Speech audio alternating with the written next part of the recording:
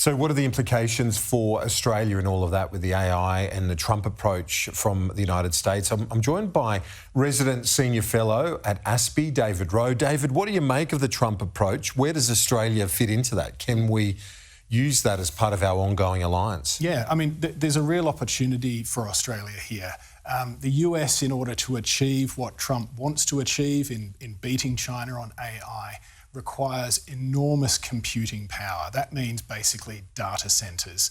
They're big, they're expensive, they're energy intensive. Hence the relationships that Trump established with countries like Saudi Arabia and the UAE to build data centres there. They cost, billions of dollars each. Unfortunately, those countries, they've got good relationships with the US, but they also have complicated interests of their own, including involving China. They're in an unstable part of the world, of course. Iranian drones and missiles could reach those data centres, which will be critical strategic assets in the future. Where is a country somewhere in the world that is a close partner and ally of the US, that has lots of land, that has relatively affordable energy? Australia.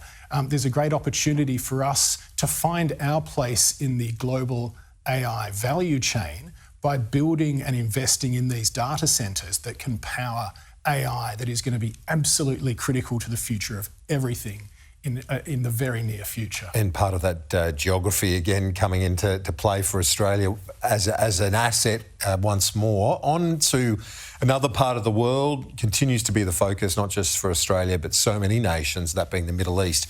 Our government signing on with dozens of other countries urging an immediate ceasefire. Where are things at? Yeah, look, my starting point on this is there's a principle in the ethics of warfare called proportionality. The use of force must be proportional to a clear military objective, and that obviously takes account of things like civilian casualties.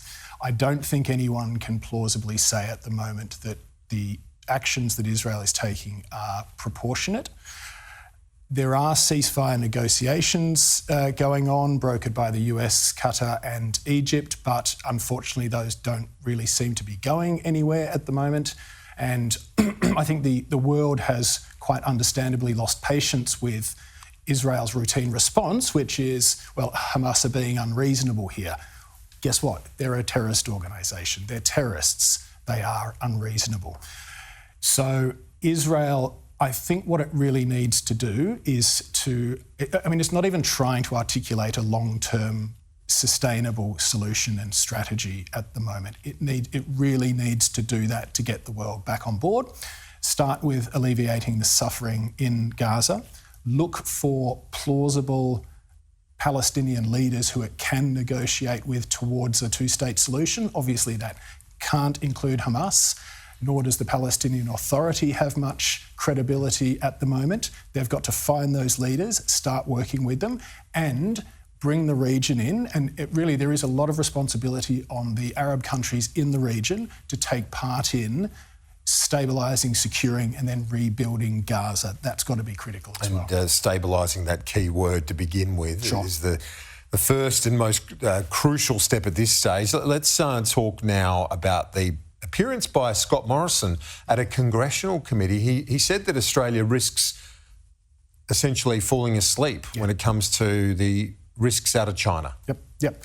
I've got to say, Scott Morrison is quite right on this. Of course, Australia was Exhibit A in China's use of economic coercion, which is Morrison's main point in the congressional testimony that he gave.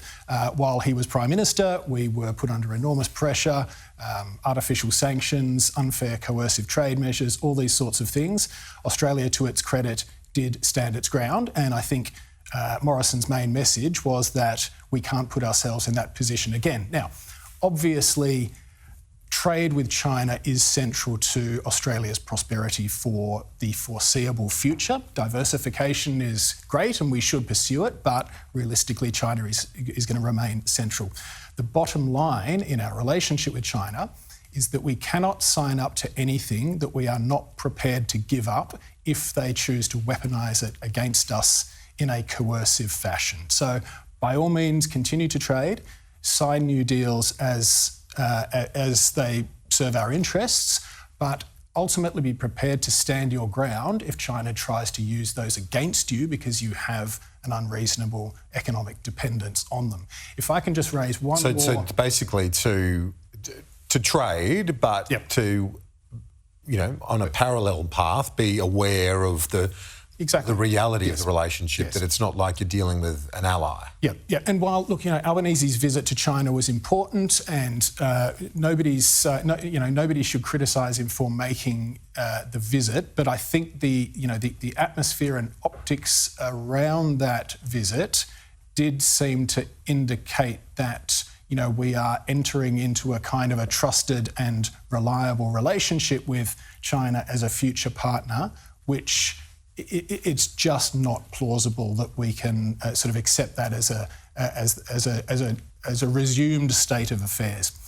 One thing that was very interesting about the congressional session that Morrison took part in was that Rahm Emanuel was also there, senior Democrat, former chief of staff to Barack Obama, and very possible contender in 2028 for the Democrat nominee for the presidency. He would probably be just what they need. He's got the kind of mongrel in him that could take a fight up to the Republicans, and particularly the Republicans as they are now, with possibly J.D. Vance as the And what was his contender. message? Well, his message was fascinating. He was calling for... he praised Australia's mettle back in the 2020 to 2022 period. Yeah. And the way we stood our ground. And he used that as a point to underscore a call for a kind of coalition against economic coercion by China. So this would be almost a NATO-style arrangement where a coercion against any one member in the Article 5 style would be considered a coercive attack on all, and all countries would respond. It is an idea that's been proposed before. There are flaws with it, there are challenges to it, but it's a very interesting idea coming from a Democrat at this point. Yes, indeed, and we'll keep an eye on Rahm Emanuel too as you flag him for a possible run in 2028. So, yeah. Now, David Wroe from the Australian Strategic Policy Institute. Thanks. Talk to you soon. Appreciate it.